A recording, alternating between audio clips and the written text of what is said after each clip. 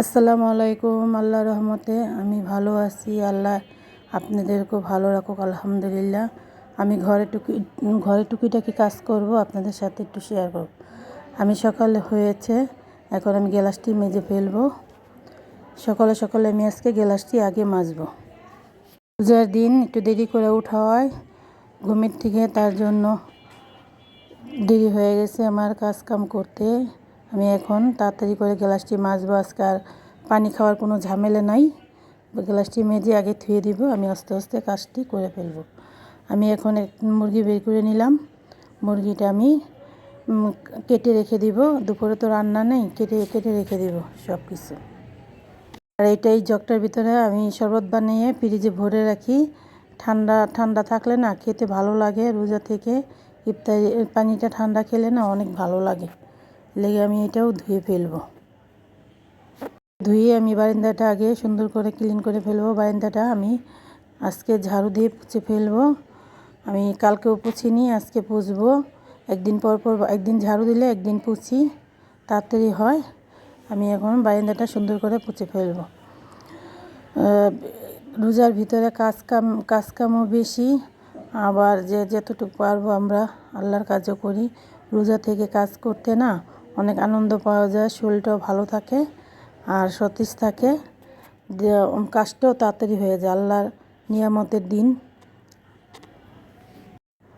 নিয়ামতের দিনে তাড়াতাড়ি চলে যাবে। আমরা যতটুকু পারবো আদায় করব। আল্লাহর কি নিয়ামত, আমার গাছে শুধুই ফুল ফুটতেছে, অনেক ফুল ফুটতেছে। যেরকম গাছে খাবার খাচ্ছে ওরকম আমাদের ফল দিচ্ছে। আমি কোনো সার ব্যবহার খুবই কম করি। আমি ওই যে বললাম না, পেঁয়াজের পানি, চাল ধোয়ার পানি, ডাল ধোয়ার পানি, আমি এটি বেশি দেই, তার জন্য আমার গাছটা খুবই ভালো থাকে। আমি এখন প্লেটারি ধুবো, এটি আমি পরিষ্কার করে ফেলবো। এটি আমি আজকে পরিষ্কার করে বিছিয়ে ফেলবো। আজকে রান্নাবান্না আগে করব না, আগে গোছানো কাজটা করব। হার জিত থাকবেই, হার জিতের ভিতরে আমাদের কাজ কাম করতে হবে। কেউ হারবে কেউ জিতবে, তারপরও পিছে তাকানো যাবে না। মনে বল নিয়ে আমাদের কাজ কাম করতে হবে।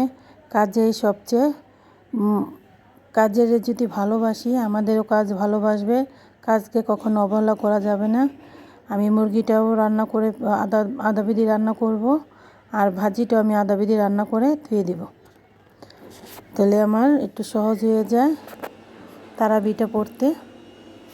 একটু সহজ হয়ে যায় তারাবি থামিয়ে। বিকাল হয়ে গেছে, আমি এখন একটা বানাবো, বেগুনি বানাবো। ঘরে শুধু একটি বেগুনি বানাবো, আর বাচ্চাদের জন্য একটু পোলাও রান্না করব। ওরা ইফতারি করে তারপর খাবে। আমি এদিকে বেসন একটু ময়দা দিয়েছি আর সুডা দিয়ে আমি প্রায় 1 ঘন্টার জন্য ভিজিয়ে রেখেছি। এই ফাঁকে আমি পোলাওটা চড়িয়ে দিলাম। ইফতারিতে আমরা খাবো। আর বাইরে জিনিস কিনে এনেছি, আর ফলটিও ভিজিয়ে রাখলাম। এখানে সমোচা, মুরগি ভাজা, বুট, তারপর 3 পদের সমোচা, আলুর চাপ, বেগুনের সব আমি বাইরেতে কিনে এনেছি।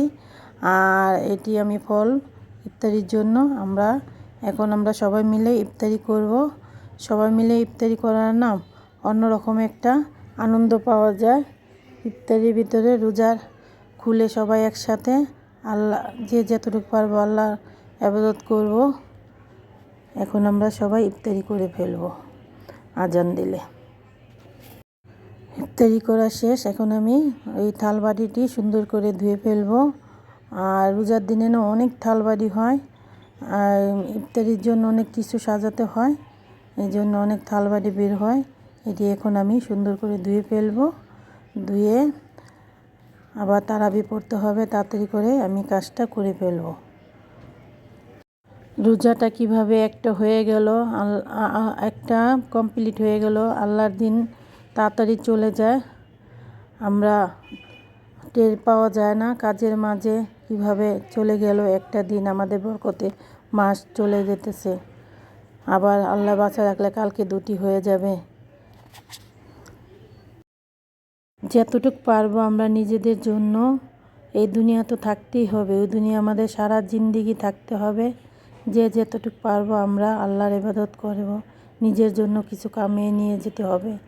এ দুনিয়া আমরা কখনো থাকতে পারবো না, কোনো দিনও থাকতে পারবো না। তার জন্য যে যতটুকু পারবো আমরা নিজের জন্য কিছু কামিয়ে নিয়ে যাব। খনিতের সংসারে কাজকামও করতে হবে, নিজেকেও সময় দিতে হবে, আল্লাহর ইবাদতও করতে হবে, সব কিছু করতে হবে, ঘর দুয়ার সুন্দর করে রাখতে হবে। এটাই তো আমাদের নিয়ম।